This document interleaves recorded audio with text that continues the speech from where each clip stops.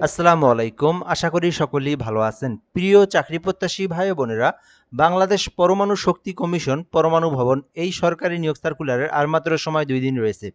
তো আমরা কিন্তু বাংলাদেশের সকল নিয়োগ সার্কুলার প্রকাশ হওয়ার পরেই সেই সার্কুলারটা দেখায় দেই। আবার যখন শেষ হয় ২ দিন ১ দিন থাকতে ওই সার্কুলারটা আবার আমরা আপনাদেরকে জানিয়ে দেওয়ার চেষ্টা করি। তো এখনো যারা আবেদন করেননি, আপনারা ২ দিনের মধ্যে আবেদনটা আপনাদেরকে করতে হবে। তাছাড়া কিন্তু আপনাদের হাতের সময় শেষ হয়ে যাবে। এটি একটি সরকারি নিয়োগ সার্কুলার, যেটা বাংলাদেশ পরমাণু শক্তি কমিশনের নিয়োগ সার্কুলার। এইটাতে বাংলাদেশের যেকোনো জেলার যেকোনো প্রার্থীরা আবেদন করতে পারবেন। ছেলে-মেয়ে উভয় প্রার্থীরাই আবেদন করতে পারবেন। এখানে অনেকগুলো পদের রয়েছে, দেখতে পারতেছেন। প্রথম ৩০টি পদ রয়েছে, ১৭টি, ২৬টি, 9টি, ৩২টি, 8টি, 8টি। তো এই বিশাল নিয়োগ সার্কুলারটা সম্পর্কে জানতে সম্পূর্ণ ভিডিওটা একদম ধৈর্য সহকারে শেষ পর্যন্ত দেখবেন, তাহলে বুঝতে পারবেন। তো প্রথমত এখানে বলা হয়েছে বিজ্ঞান ও প্রযুক্তি মন্ত্রণালয়ে ১২ মার্চ ২০২৬-এর প্রেক্ষিতে এই স্মারকের প্রেক্ষিতে একটি নিয়োগ সার্কুলার প্রকাশ করা হয়েছে, যেটি বাংলাদেশ পরমাণু শক্তি কমিশনের নিয়োগ সার্কুলার, যেখানে বাংলাদেশের যে সকল প্রার্থীরা কিন্তু আবেদন করতে পারবেন, এবং রাজস্ব খাতে নিয়োগ সার্কুলার প্রকাশ করা হয়েছে।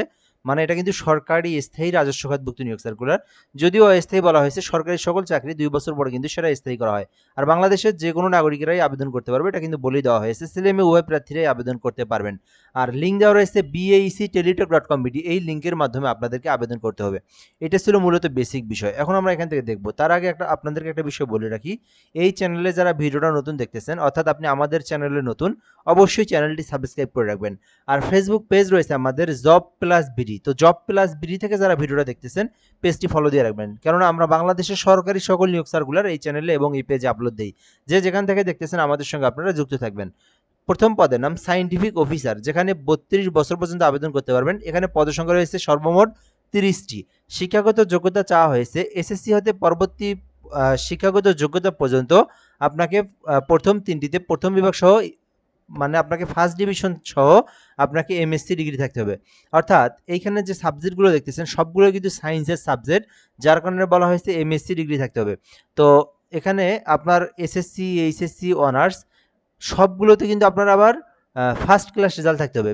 বিষয়টা আমি আপনাদেরকে একটু ক্লিয়ার করে দিলাম। এখানে বলা হয়েছে এসএসসি থেকে পরবর্তী শিক্ষাগত যোগ্যতা পর্যন্ত আপনাকে ফার্স্ট ডিভিশন থাকতে হবে, মানে প্রথম শ্রেণী থাকতে হবে। অর্থাৎ এসএসসি, এইচএসসি, অনার্স তিনটাতেই আপনাকে ফার্স্ট ক্লাস রেজাল্ট থাকতে হবে। এখানে পদার্থবিজ্ঞান, ফলিত পদার্থ, computer science, medical physics, geology, nuclear engineering, রসায়ন, ফলিত রসায়ন, এগুলো হচ্ছে পদের সংখ্যা। কোন সাবজেক্টের উপর কোন ডিপার্টমেন্টে কতজন করে নিয়োগ দেওয়া হবে সেগুলো বলে দেওয়া রয়েছে। বোটানিতে আপনার একজন, জেনেটিকে একজন, জুওলজিতে ৩ জন, প্রাণী রসায়নে ৩ জন, বায়োটেকনোলজিতে একজন, মাইক্রোবায়োলজিতে একজন, ফুড টেকনোলজিতে একজন, ফার্মেসিতে একজন।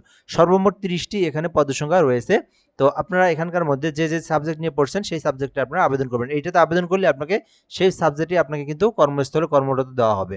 এরপরে ২ নম্বরে রয়েছে ইঞ্জিনিয়ার, যেখানে কিন্তু ৩২ বছর পর্যন্ত আবেদন করতে পারবেন। এখানে ১৭টি পদ রয়েছে। আর এটাতে আবেদনের জন্য কিন্তু একই রকম সবকিছু বলা হয়েছে।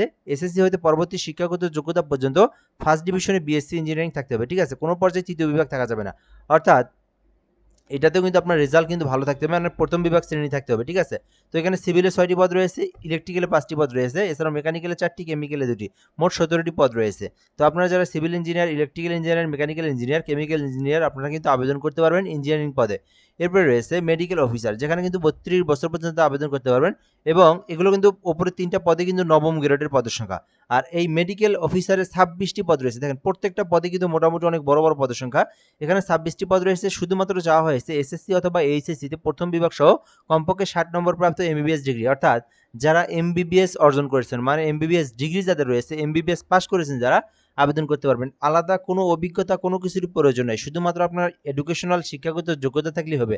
আপনারা জাস্ট এমবিবিএস যারা পাস করেছেন তারা কিন্তু মেডিকেল অফিসারে আবেদন করতে পারবেন। ২৬টি পদ রয়েছে, নবম গ্রেডে নিয়োগ দেওয়া হবে। এছাড়াও এখানে কম্পিউটার টাইপিস্টে নিয়োগ দেওয়া হবে, ১৬ গ্রেডে নিয়োগ দেওয়া হবে, যেখানে কিন্তু ৯টি পদ রয়েছে। এক্ষেত্রে শিক্ষাগত যোগ্যতা চাওয়া হয়েছে কোন স্বীকৃতি বোর্ড হইতে অনন্য দ্বিতীয় বিভাগ বা সমমানের জিপিএতে উচ্চ মাধ্যমিক সার্টিফিকেট থাকতে হবে, অর্থাৎ এইচএসসি পাস থাকতে হবে। যারা ইন্টার পাস করেছেন, মানে উচ্চ মাধ্যমিক এইচএসসি পাস করেছেন, এবং যাদের কম্পিউটার সম্পর্কে বেসিক নলেজ রয়েছে, কম্পিউটার টাইপিস্টে আবেদন করতে পারবেন। এছাড়াও ল্যাবরেটরি অ্যাটেন্ডেন্ট রয়েছে, ৩২টি পদ রয়েছে। দেখেন এটা কিন্তু আরও বড় একটি পদের সংখ্যা, যেখানে ৩২টি পদ রয়েছে। ১৯তম গ্রেডে নিয়োগ দেওয়া হবে। এখানে বলা হয়েছে এসএসসিতে বিজ্ঞান অথবা সরকার অনুমোদিত কোনো প্রতিষ্ঠান হইতে ন্যূনতম ৬ মাস মেয়াদের ট্রেড কোর্স সার্টিফিকেট, মানে এইটাতে যারা শুধুমাত্র এসএসসি পাস করেছেন আবেদন করতে পারবেন, অথবা বলা হয়েছে যে ৬ মাসের ট্রেড কোর্স যাদের সার্টিফিকেট রয়েছে তারাও কিন্তু আবেদন করতে পারবেন এসএসসি পাসের পর। তো এটা হচ্ছে ল্যাবরেটরি অ্যাটেন্ডেন্ট পদে শিক্ষাগত যোগ্যতা 32টি পদ রয়েছে। এরপরে 6 নম্বরে রয়েছে জেনারেল অ্যাটেন্ডেন্ট, যেখানে 8টি পদ রয়েছে। জাস্ট অষ্টম শ্রেণী পাশ করেই জেনারেল অ্যাটেন্ডেন্টে আবেদন করতে পারবেন, আলাদা কোনো এক্সপিরিয়েন্স বা কোনো কিছুর প্রয়োজন নাই। স্যানিটারি অ্যাটেন্ডেন্ট রয়েছে 8টি পদ, যেখানে জাস্ট অষ্টম শ্রেণী পাশে আবেদন করতে পারবেন। তো এখানে অষ্টম, SSC, HSC, honours degree, masters, MBBS সকল শিক্ষাগত যোগ্যতার জন্য আলাদা আলাদা পদসংখ্যা রয়েছে, যে যেটাতে চান আবেদন করতে পারবেন। আচ্ছা, এরপরের বিষয়গুলো আমরা আপনাদেরকে একটু ক্লিয়ার করে বলে দিই। এই সার্কুলারে যদি কেউ আবেদন করেন, তার বয়সটা হতে হবে 18 থেকে 32 বছরের মধ্যে হতে হবে। 18-র নিচেও হওয়া যাবে না, 32-এর উপরেও হওয়া যাবে না, এর মধ্যে বয়সটা থাকলে আবেদন করতে পারবেন। সব থেকে গুরুত্বপূর্ণ ভিডিও হচ্ছে আপনারা এই আবেদনটা 27 তারিখ বিকেল 5 ঘটিকা পর্যন্ত করতে পারবেন। আমি কিন্তু বাংলাদেশের সকল নিয়োগ সার্কুলার প্রকাশ হওয়ার পরে আপলোড দেই। যেহেতু আজকে 26 তারিখ, আগামীকাল মানে আজকে পুরো দিন রয়েছে, আগামীকাল 27 তারিখ পুরো দিন রয়েছে, 5টা পর্যন্ত আবেদন করতে পারবেন। 5টা 1 বাজার পরেও কিন্তু আপনারা আর আবেদন করতে পারবেন না, অটোমেটিকলি ওয়েবসাইট বন্ধ হয়ে যাবে। তো কিভাবে আবেদন করবেন বিষয়টা বলে দিচ্ছি। নিজেরা যারা আবেদন করতে পারেন, নিজেদের ল্যাপটপ, কম্পিউটার, পিসি রয়েছে, baectelitech.com লিঙ্কে প্রবেশ করে আবেদন করতে হবে। আপনি আমাদের মাধ্যমে আবেদন করে নিতে পারবেন। তবে সত্য হচ্ছে আগামীকাল, যেহেতু 5টা, আপনারা আগামীকাল 3টার মধ্যে যারা যোগাযোগ করবেন তাদের আবেদনটা করে দেওয়া যাবে। মানে 27 তারিখ 3টা পর্যন্ত আপনারা যারা আমাদের সঙ্গে যোগাযোগ করবেন আবেদনটা করে দেওয়া যাবে। আমরা বাংলাদেশের সরকারি সকল নিয়োগ সার্কুলার আবেদন করে দিয়ে থাকি। ঘরে বসে নির্ভুলভাবে অ্যাপ্লিকেশন করতে চাইলে হোয়াটসঅ্যাপ নাম্বারটিতে এসএমএস করতে হবে। আমরা আবেদন করে আপনাকে সঙ্গে সঙ্গে অ্যাপ্লিকেশন কপির পিডিএফ কপিটা দিয়ে দেবো। এরপর বিষয় হচ্ছে আপনারা যারা নিজেরা আবেদন করবেন, লিঙ্কে প্রবেশ করে আপনার সকল তথ্য দিয়ে আবেদনটা সম্পূর্ণ করতে হবে। এরপর আপনাদেরকে সরকারি ফি জমা দিতে হবে। বলা হয়েছে 1 থেকে 3-এর মধ্যে আবেদন করলে 223 টাকা লাগবে। এরপর বলা হয়েছে 4 নম্বরে আবেদন করলে 112 টাকা লাগবে। 112 টাকা, এই যে 112 টাকা, এবং 5 থেকে 7-এ আবেদন করলে 56 টাকা আপনার সরকারি ফি জমা দিতে হবে। যে পদে আবেদন করবেন সেই সমতুল্য টাকা আপনারা এখান থেকে দেওয়া রয়েছে, এটা আপনারা দেখবেন। এর সঙ্গে আপনারা আরও বেশি 10 টাকা রিচার্জ করবেন, যেহেতু 2টা এসএমএস করতে আরও 6 টাকা লাগে। তো আপনারা ওই 10 টাকা, মানে এটার সঙ্গে অতিরিক্ত আরও 10 টাকা বেশি রিচার্জ দিয়ে আপনারা পেমেন্টটা যখন করবেন তখন পেমেন্ট করবেন আর কি। বিএইসি লিখে, ইউজার আইডি লিখে 16342 নাম্বার সেন্ড করে দেবেন। পরবর্তীতে পিন নাম্বার দিয়ে এই 16342 নাম্বার সেন্ড করে দিলে আপনার আবেদনের পেমেন্টটা কিন্তু সম্পূর্ণ হয়ে যাবে। তো আমি আপনাদেরকে সকল তথ্যগুলো বলে দিলাম, আবেদনের প্রসেস সম্পর্কে বলে দিলাম। তো আপনারা আবেদনটি করতে পারেন, 27 তারিখ পর্যন্ত সময় রয়েছে। বাংলাদেশ পরমাণু শক্তি কমিশনের এই নিয়োগ সার্কুলারটি।